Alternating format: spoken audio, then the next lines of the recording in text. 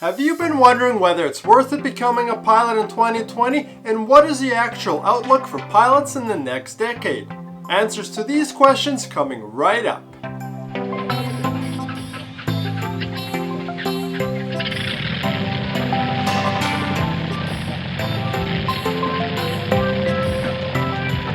Welcome to 2020 and the start of a brand new decade. Aviation is a cyclical industry, and it really helps getting in at the right time. So is now a good time to become a pilot? What can you expect in this coming decade in terms of jobs, career progression, and the aviation landscape in Canada?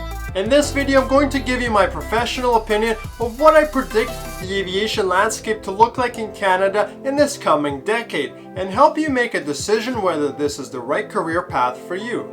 If you're new to my channel, my name is Yaro, and I take the mystery out of the aviation industry, so consider subscribing for more videos just like this. Let me start by saying that Canada is in a deep pilot shortage right now in 2020. If you haven't seen it already, check out my pilot shortage episode at the end of this video. The regional airlines are sucking the industry dry, and then those same pilots are then leaving the regionals and moving on to fly jets. Therefore, the regionals are constantly hiring more and more pilots.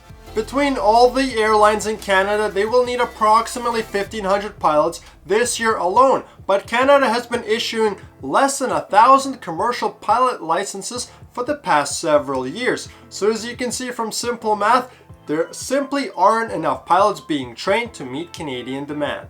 Their shortage has gotten worse because flight schools can't keep flight instructors long enough, as they are being sucked up by the regionals, so there's no one to train the next generation of pilots. It's a vicious cycle that has been going unchecked for the past 3 years, and therefore something major needs to change. The industry is desperately trying to attract candidates with creative marketing and starting up cadet programs. But what's currently lacking is the financial incentives that our southern neighbors are offering in the US. US regionals are offering sign-up bonuses and other perks, and Canada always seems to be behind 5 to 10 years and playing catch-up, which isn't helping the pilot shortage. One of the catalysts of the pilot shortage, and one of the main reasons why people don't want to join the pilot career, is because of the low pay. Again, check out my pilot pay episode after this video. However, the time frame I explained in that video is currently cut in half. The main problem with pilot pay is that the return on investment is terrible if you look at it from a risk-reward perspective.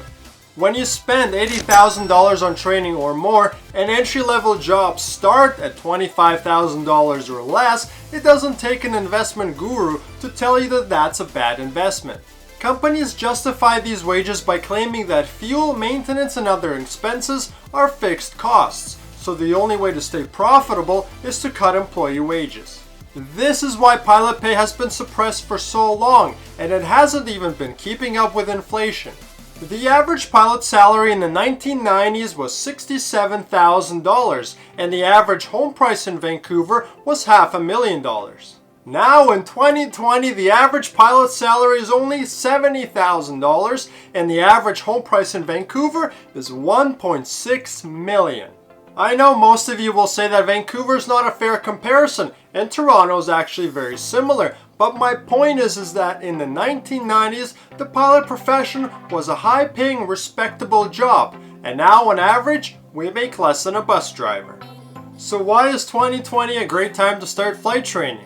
Because of the very fast movement within this career.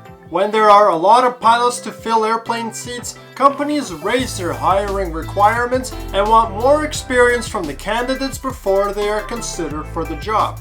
But when there is a pilot shortage, companies do the opposite and they lower their requirements, allowing you to reach your end goal a lot faster.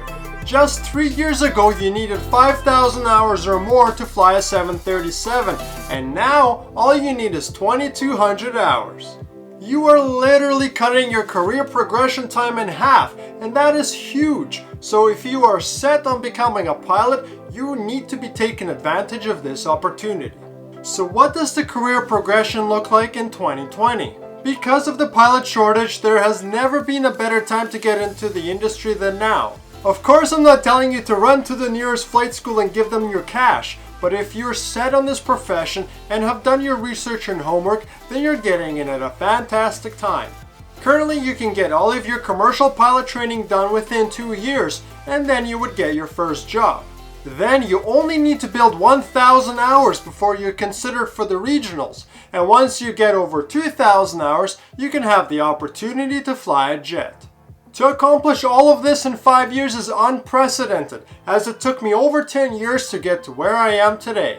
Of course, my challenges was getting through the 2008 financial crisis and the 2014 Alberta oil crash. Another cycle I've noticed is a 30-year cycle, very similar to what happened in Canada in the 1990s, where Air Canada acquired Canadian Airlines.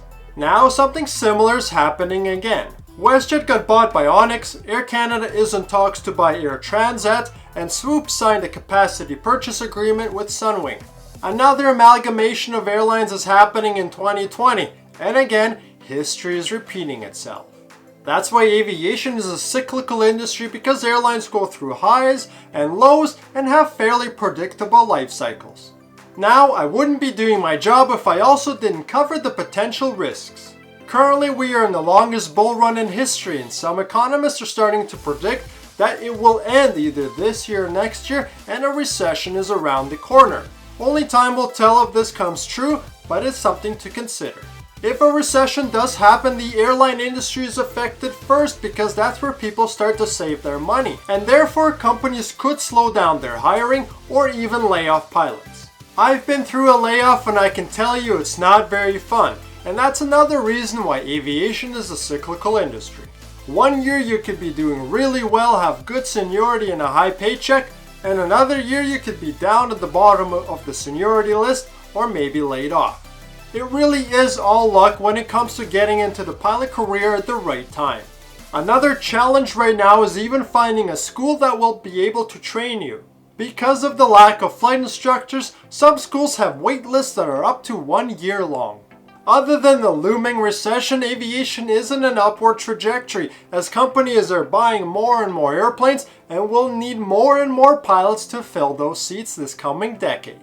Whether you should become a pilot, I can't say, as that is only a decision you can make for yourself. All I can do is give you the facts about the industry and help you find the tools so you can make an informed decision.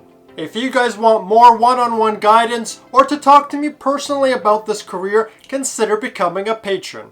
Thank you to my current patrons who help make these videos possible. Smash like if you enjoyed this episode, check out my coffee business, and I'll see you in the next video.